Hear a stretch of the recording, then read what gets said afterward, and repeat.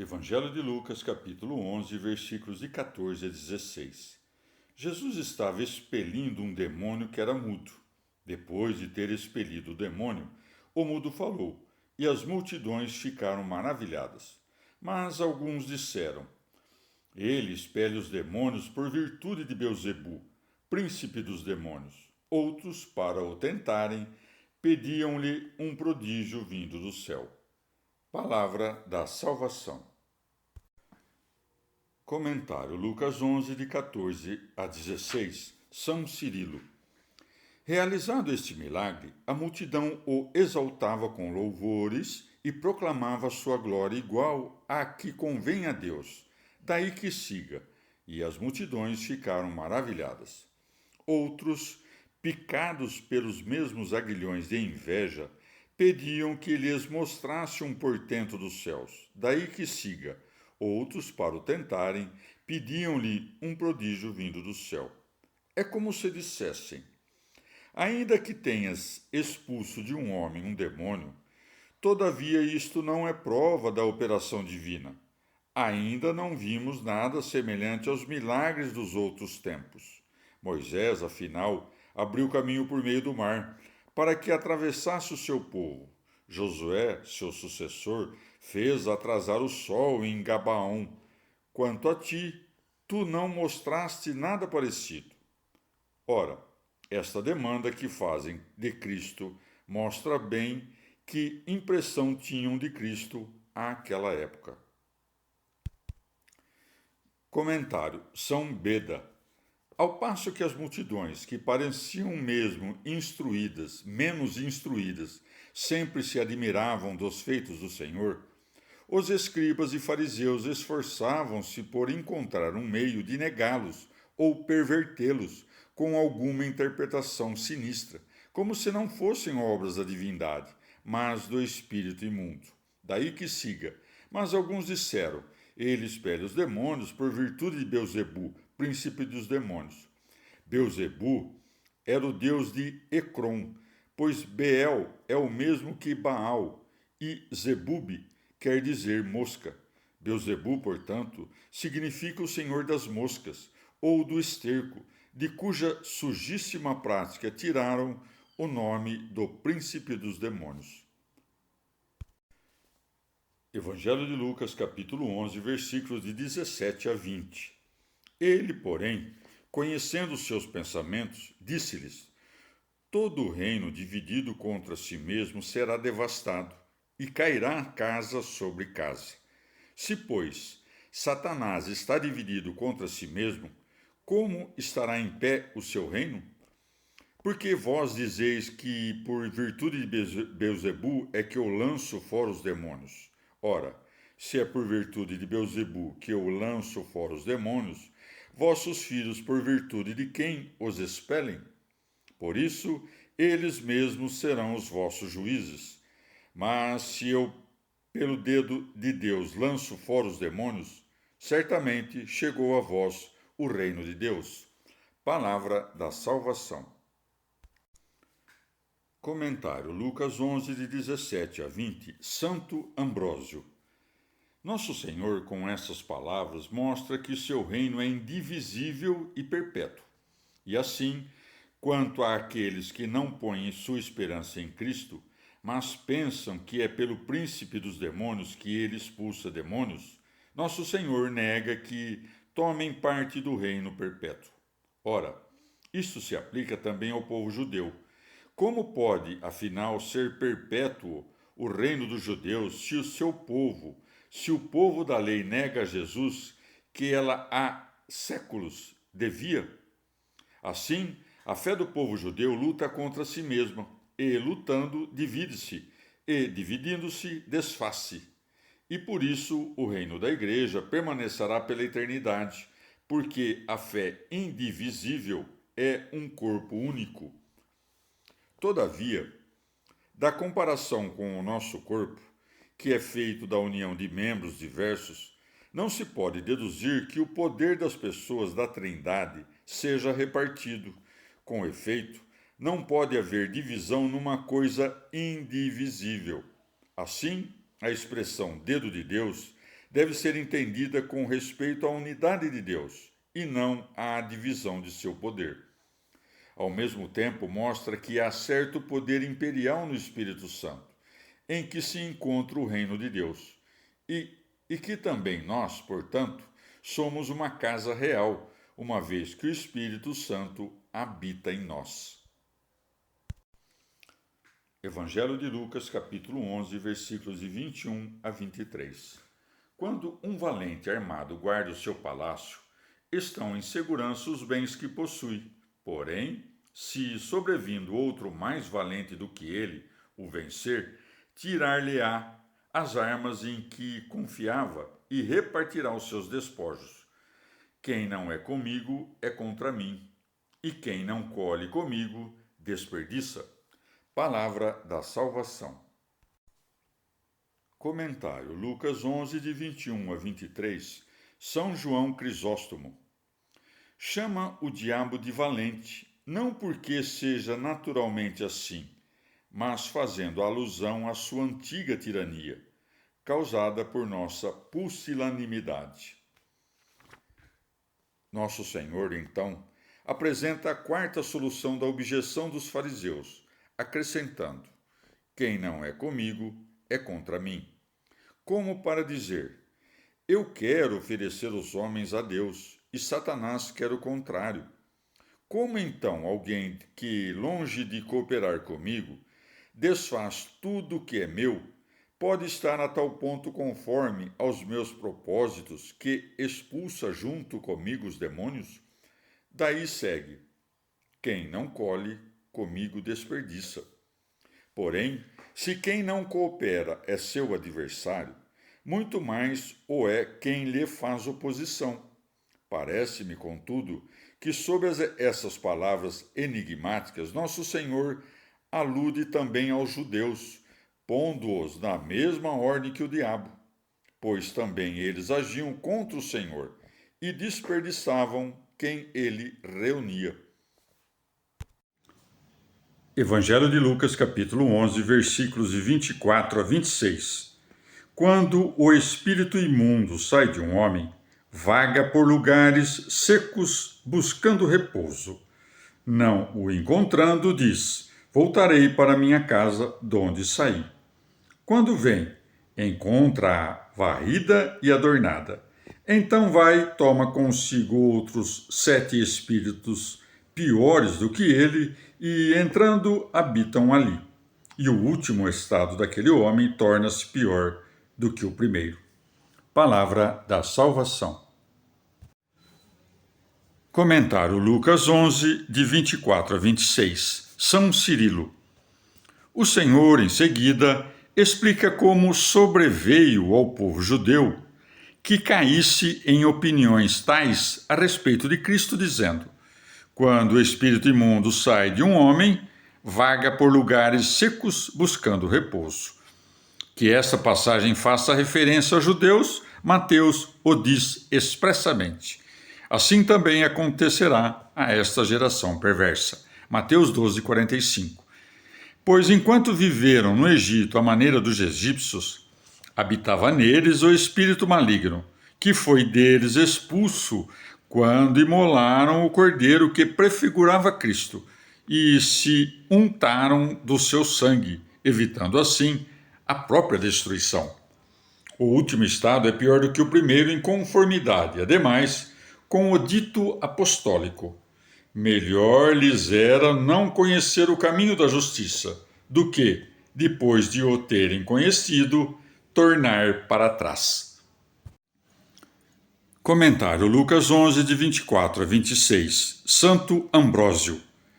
Assim, a comparação é de um homem só com o povo judaico inteiro, do qual a lei expulsara o espírito imundo. Mas como os gentios, cujos corações, outrora áridos, foram umedecidos no batismo pelo orvalho do Espírito, já não oferecessem repouso ao diabo, graças à fé em Cristo. Cristo, com efeito, é um incêndio aos espíritos imundos. O príncipe deste mundo viu-se obrigado a retornar ao povo judeu. Daí que siga: voltarei para minha casa, donde saí. Enfeitado o aspecto público e superficial, a alma, por dentro, seguia ainda mais suja. O banho na fonte sagrada não a lavava nem lhe extinguia o ardor, e com razão voltava a ela o espírito imundo, trazendo consigo outros 7 piores. Daí que siga. Então vai, toma consigo outros 7 espíritos piores do que ele, e entrando, habitam ali. Justa punição a quem infringir a semana da lei e do mistério do 8º dia.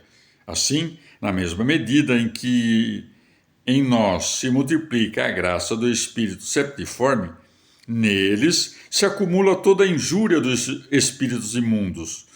É que, às vezes, o número 7 exprime a universalidade. Comentário Lucas 11, de 24 a 26. São Beda. Esta passagem pode ser aplicada também a qualquer herege ou cismático, ou ainda a um mau católico, de quem, na hora do batismo, o espírito imundo saíra e vagara por lugares secos, isto é, pelos corações dos fiéis, expurgados de toda a moleza dos fluidos pensamentos, cujo terreno o calejado salteador explora, para ver se em algum pode cravar o rastro da sua maldade. Diz ele: voltarei para minha casa, de onde saí. Palavras estas que nos fazem recear que a culpa, que já criamos apagada em nós, por nosso descuido, nos volte a oprimir as almas desocupadas. Ora, o espírito imundo encontra a casa varrida, isto é, corrigida de todo o erro dos pecados pela graça do batismo, porém vazia de toda boa obra. Nos 7 espíritos que ele toma estão representados todos os vícios. São ditos piores, porque não apenas o portador deles terá os 7 vícios contrários às virtudes espirituais, mas ainda, por hipocrisia, fingirá possuir as próprias virtudes. Poderia entender-se ainda que o Senhor acrescentou esta passagem simplesmente para distinguir as obras suas e as de Satanás, isto é, que é próprio do Senhor limpar o que é sujo, e de Satanás contaminar com sujeiras sempre piores o que está limpo. Salmo 9. Eu te dou graças, Senhor, de todo o coração, contando todas as tuas maravilhas. Quero festejar-te e celebrar-te, tocando em tua honra, ó Altíssimo. Porque meus inimigos retrocederam, tropeçaram e pereceram em tua presença. Pronunciaste sentença em meu favor, sentado no tribunal, justo juiz. Repreendeste os pagãos, destruíste o perverso, apagando seu nome para sempre. O Senhor reina eternamente, dispõe o tribunal para julgar. Eles pereceram, acabou-se a sua lembrança. Reduziste suas cidades a ruínas perpétuas. Ele julga o orbe com justiça e rege as nações com retidão. O Senhor seja a fortaleza do oprimido, fortaleza em momentos de perigo. E em ti confiem os que reconhecem o teu nome, porque não abandonas os que te buscam, Senhor. Tocai para o Senhor quem reina em Sião, narrai suas façanhas aos povos. Pois ele que vinga o sangue, se lembra deles, não esquece a queixa dos desgraçados. Piedade, Senhor, olha a minha desgraça, tu que levantas do portal da morte, para que eu possa contar tuas proezas e celebrar tua vitória nas portas de Sião. Os pagãos afundaram na fossa que fizeram, seu pé ficou preso na rede que esconderam. Apareceu o Senhor para fazer justiça, e o perverso se enredou em sua própria ação. Que os perversos caminhem para o abismo, os pagãos que esquecem a Deus. Levanta-te, Senhor, não se orgulhe o homem, sejam julgados os pagãos em tua presença, pois ele não se esquece para sempre do pobre, cuja esperança nunca se frustrará. Infunde-lhe, Senhor, o teu terror, e os pagãos aprendam que não são mais do que homens. Palavra do Senhor. Livro de Joel, capítulo 1. Palavra que o Senhor dirigiu a Joel, filho de Fatuel. Ouvi, chefes, escutai, camponeses. Aconteceu algo semelhante em vossos dias, ou nos dias de vossos antepassados? Contai-o a vossos filhos aos seus filhos à geração seguinte. O que o saltão deixou, o gafanhoto comeu. O que o gafanhoto deixou, o saltador comeu. O que o saltador deixou, o gafanhotão comeu. Acordai, bêbados, e chorai. Gemei, beberrões, pois vos tiram o mosto da boca. Porque um povo invade meu país, poderoso sem número. Tem dentes de leão e queixadas de leoa. Transforma meu vinhedo em desolação. Reduz as figueiras a galhos secos. Pela descasca, até que os ramos branquejam. Como o jovem vestida de pano de saco suspira pelo marido de sua juventude, no templo do Senhor cessaram oferta e libação. Fazem luto os sacerdotes que servem o Senhor. Assolado o solo, faz luto a terra. O cereal está perdido. O vinho seco, o azeite rançoso. Estão frustrados os lavradores. Queixam-se os vinhateiros pelo trigo e pela cevada, pois não há colheita nos campos. A vinha está seca, a figueira murcha, a romanceira, a palmeira, a macieira, as árvores silvestres estão secas, e até a alegria dos homens secou. Vestivos de luto, sacerdotes, gemei, ministros do altar. Vinde dormir em esteiras, ministros do meu Deus, porque faltam oferta e libação no templo do vosso Deus. Proclamai um jejum, convocai a assembleia, reuni os chefes e todos os camponeses no templo do Senhor vosso Deus, e clamai ao Senhor. Ai, que dia! Porque está próximo o dia do Senhor, chegará como um açoite do Todo-Poderoso. Não estais vendo como faltam no templo do nosso Deus a comida, a festa e a alegria? As sementes secaram sob os torrões. Os silos estão desolados, os celeiros vazios, porque a colheita se perdeu. Como muge o gado, está inquieta a vacada, porque não há pastos, e as ovelhas o pagam. A ti, Senhor, eu invoco, pois o fogo se saciou nos prados da estepe. O calor abrasa as árvores silvestres.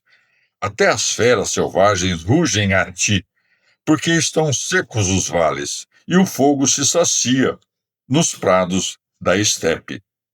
Palavra do Senhor.